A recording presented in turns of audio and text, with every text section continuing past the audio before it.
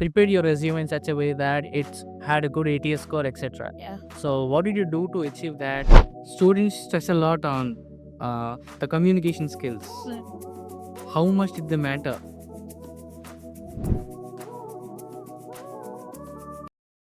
Hey everyone, welcome to the InterviewBuddy podcast, where we bring aspiring professionals who have excelled in their careers or who have landed a lot of roles in their starting phase of the careers. Today we have a very special guest with us, Harshitha Kolipaka, who has secured roles at Zeta, Micron, Mitax, and Amazon. And we would love to welcome Harshitha onto this platform today. And Harshitha, as a starter, can you please take us back to your initial college days? Like, when did you realize your passion and what made you excel in this? Okay, since you have got to the topic of initial college days, I would like to actually start with the time during COVID. So that was actually when I was about to join college. I had like 2 to 3 months gap.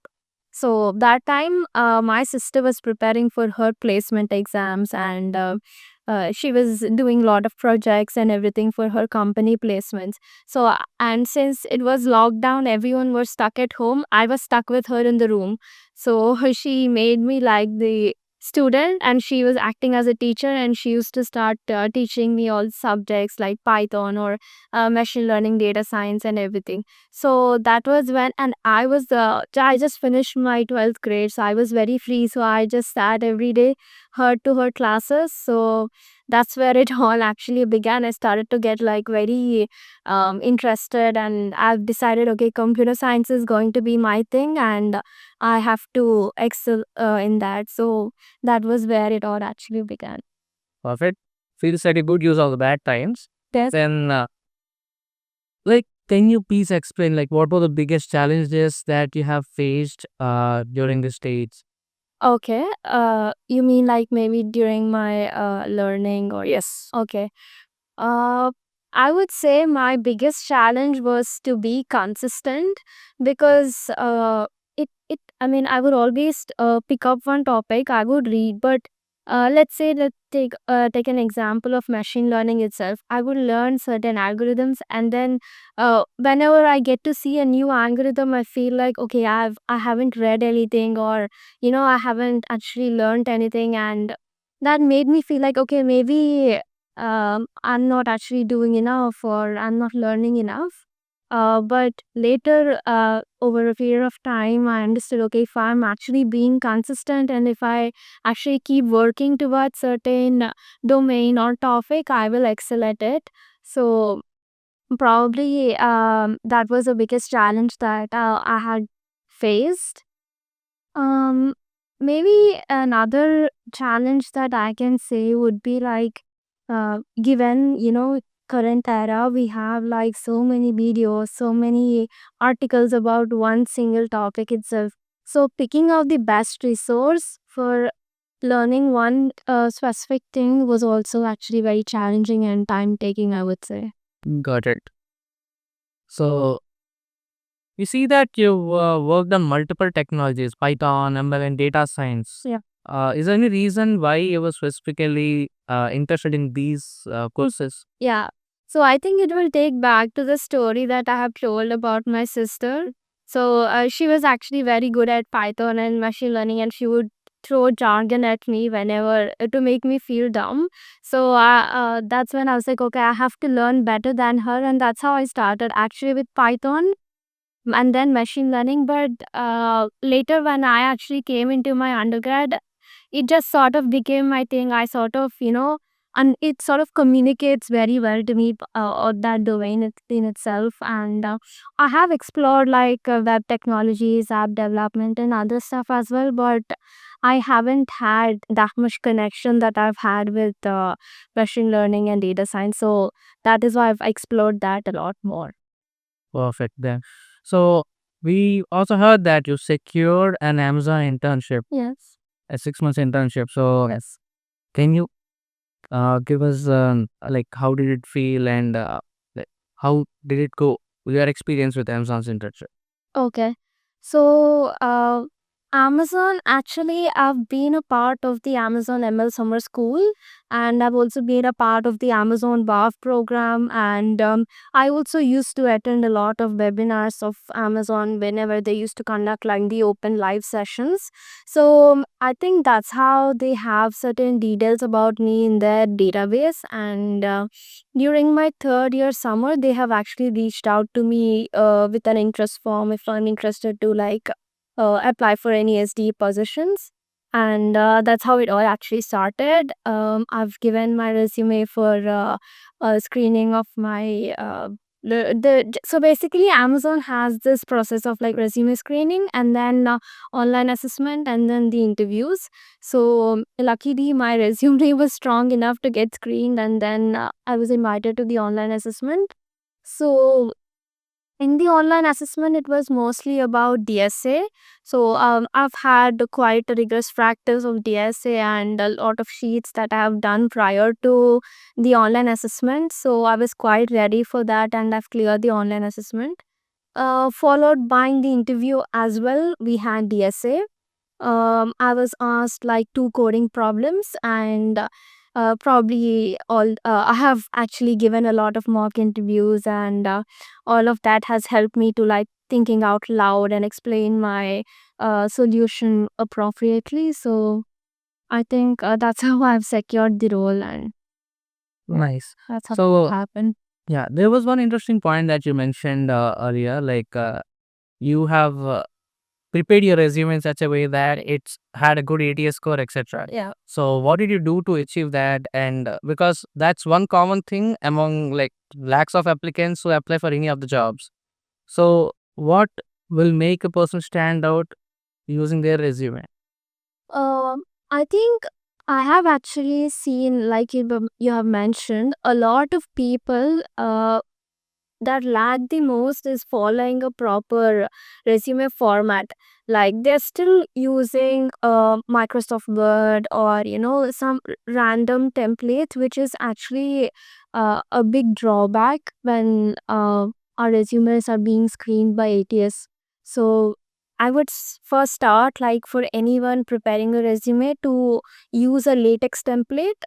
Preferably you have lot of templates on Overleaf, so I would recommend people to pick a template of their choice that matches their profile, and start with a good template, and then followed by not using what I call is like a very buzzword, like problem solving or like DSA or something like that, but trying to put their skills and whatever they have done, whatever projects they have done in a more unique way, adding a lot of quantifiers, and yeah, also portraying whatever good accomplishments they have, because I think especially for me or a lot of people that I've seen who are into Mang and Fang, achievements play a very huge role. So I think if people are able to portray themselves very well on their resume, that should be a good key. So it's not only about the professional skills, but also all the hobbies and your achievements that make an impact. Definitely. Nice. Since you already spoke about the selection process, Right. are there any tips that you want to give to young techies who want to get score internships or secure jobs in big tech companies? Yeah. So I would say, like, being prepared and taking everything a step by step, right from the beginning of their undergraduation or whatever level that they're starting at. I think being prepared from step one itself is very important. So for me personally, in my case, when I was in my first year of my undergrad, I kept certain goals, like, okay, this first year I'm going to pick one proper domain. I'm going to start the problem solving. During the second year, I'm going to like get a decent knowledge in that particular domain, do certain projects, and start applying for internships. When I came to third year, I was like, okay, I need to attend at least one to two mentor, like I should be a part of two mentorships, two internships. And so I've always had this checklist, and that sort of helped me to like climb the ladder, and build my profile. So I think I've seen a lot of people as well. When they come to that third year, they realize that, okay, I don't have anything on my resume. I have to start doing it now. But if people have that realization from first year itself. I think we have one of the most amazing talent pool in India. So people are going to go to like really good extent, and obviously it will be a cakewalk to crack these companies.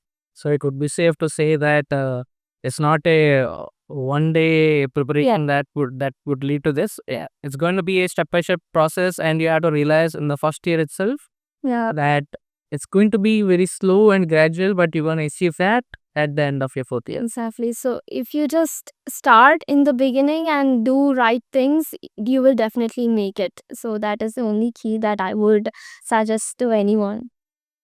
Perfect. So other than Amazon, you had a few other internships as well. Right.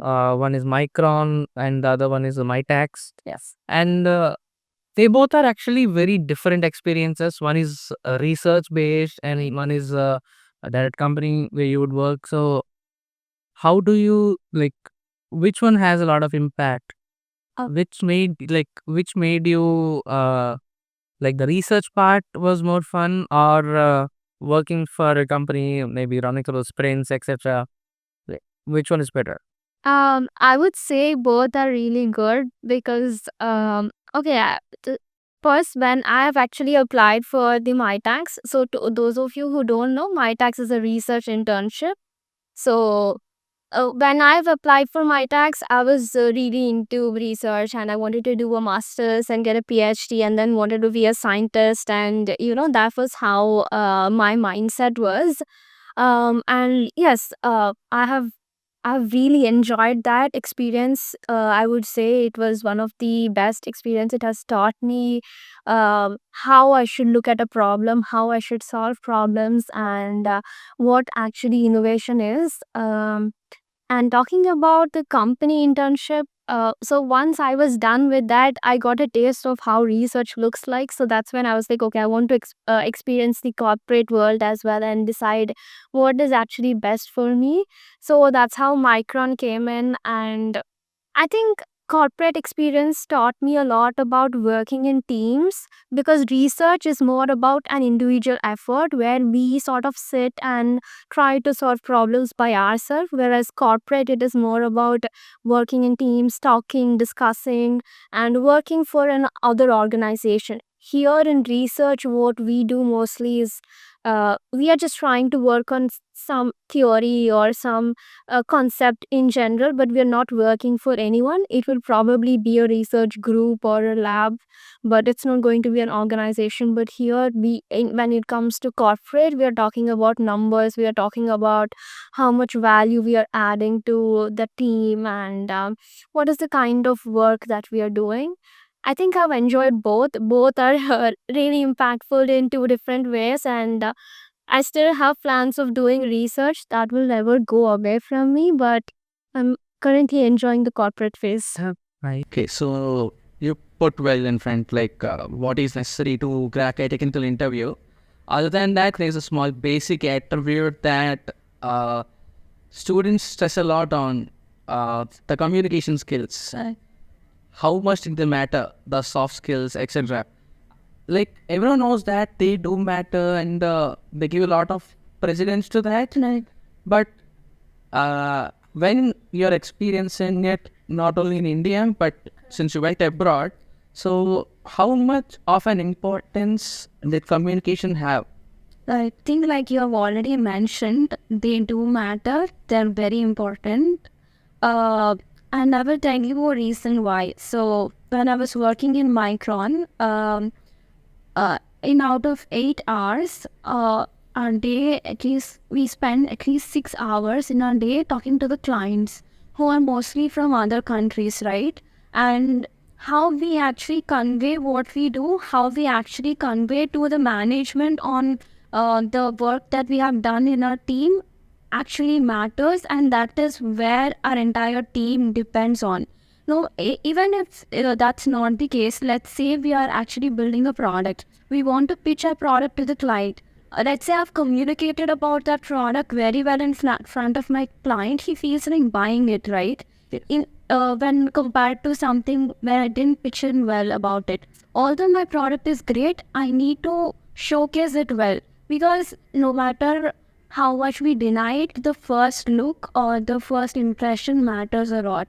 And that comes with communication, especially in the corporate world. And I don't know, I think this is what at least I have understood from whatever I have seen till now.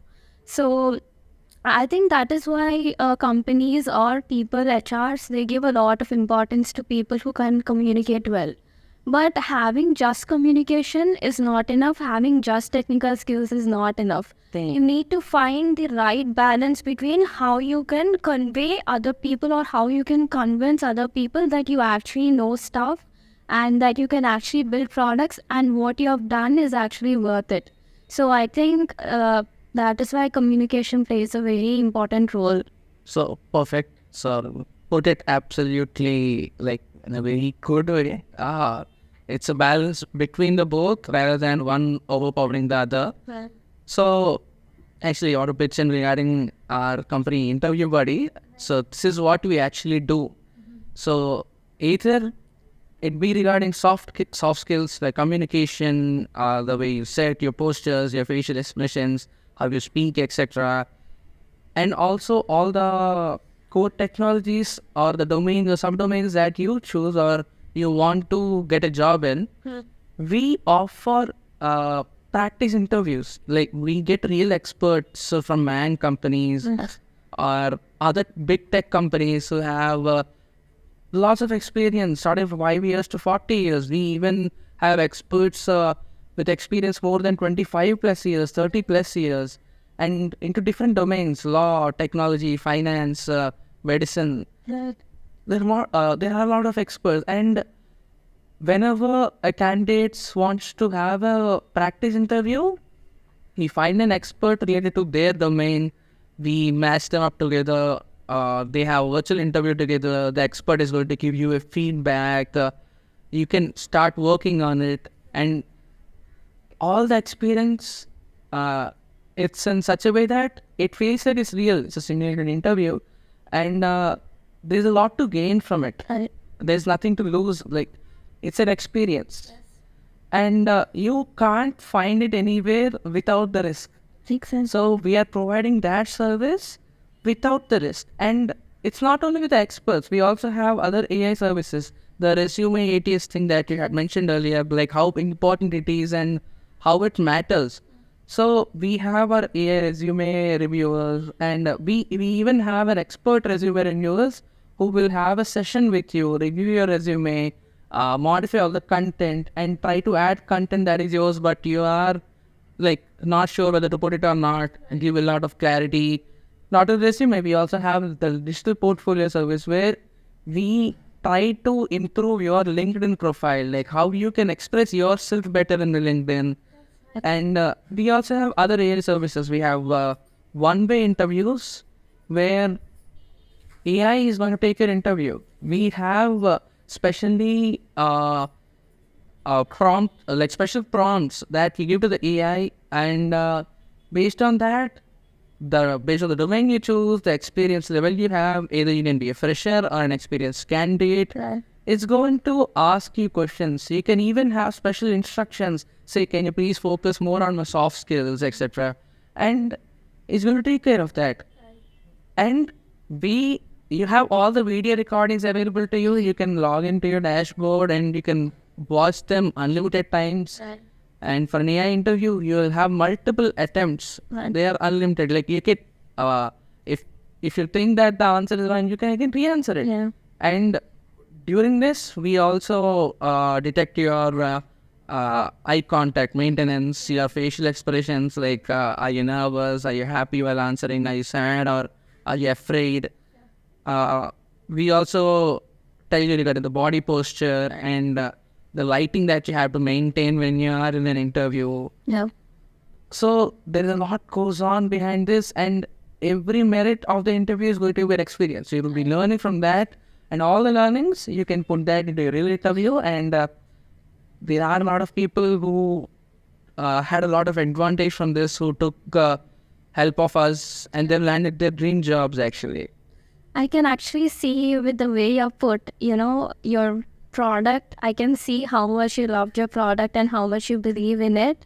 And circling back to actually your question that you have asked me on, how many interviews have you given and how to be confident. I think definitely your product will help a lot of people like me in such scenarios, because there will always be a first interview, there will always be a first to everything. And I think having such stimulated mock interviews will definitely help a lot of people. I would say 1,000% on to understand what their strengths are, to understand what their weaknesses are, and how to overcome that. And yeah, I think it's amazing that you guys are building that, and I really look forward to it. Sure. So, let's end the technical stuff here. Let's go something. Let's have something fun. So, other than all the technical stuff, anything personal? What are your hobbies? And a small thing that you mentioned at the beginning of the podcast, that it's not all the technical skills that matter. It's also the achievements or the hobbies that you have in the resume that are going to make an impact. Correct. So, yeah. My hobbies, to be honest, I don't get a lot of time to given that I do a lot of other internships and college and balancing all of that, I don't get a lot of time. But in whatever time that I get, I like to spend, my time with my friends, and just catch up on everything that is happening. And I think that just gives me an instant boost of happiness and relaxation from, takes me away from all the problems and everything. So I think spending time with my friends and family is my hobby, I would say, at this point. But other than that, watching Netflix, going out cafes, and just exploring the places.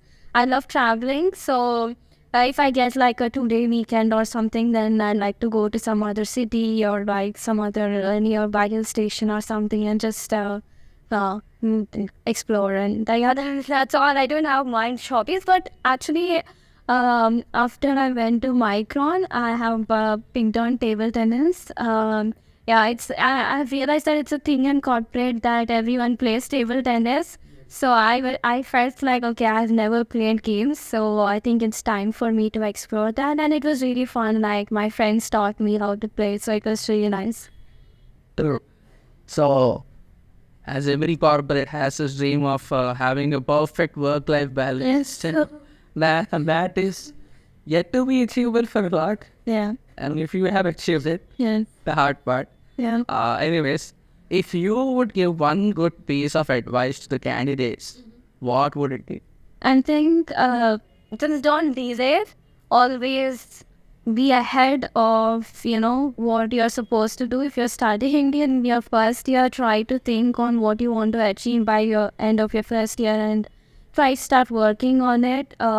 Try to go one step at a time, and building your profile in terms of technical aspects. But it's not always about technical as well. In terms of your personal goals also, I would say keep exploring things, and try talking to different people, learning about their experiences, and reaching out. I think one thing that definitely helped in my journey was reaching out to random people on LinkedIn, connecting with them, talking about their experiences and how they have, achieved things in their life, not just jobs, but also how they're, trying to cope up with whatever is happening in their life. So I think I have got wonderful advices from people, and so I think we should never shy away from talking to people. That I would suggest. A question on the same lines. What would be a good piece of advice that you would give to your younger self? My younger self, I think I would circle back to the previous hobby question and say, like, I should have played a lot of games. I haven't done that as a kid, and I really feel bad about that. So probably I would play some games and pick up some better hobbies, some interesting hobbies, not sounding like a boring person. Okay. Now let's have a rapid fire round. Okay. So, college or corporate? Corporate. Okay. One coding language you can't live without. Python. One habit that keeps you productive. Prioritizing my goals. the hard question, the dream company you'd like to work for. I would say there's no one specific company. Whatever company will satisfy my role, obviously pay and work-life balance and a good team, good culture, and that will be my dream company. And I don't think if I find all those, I will never ever leave that company. So, yeah. Right. So, Harshitha, firstly, thanks a lot for sharing a lot of insights and sharing your inspiring journey with us today.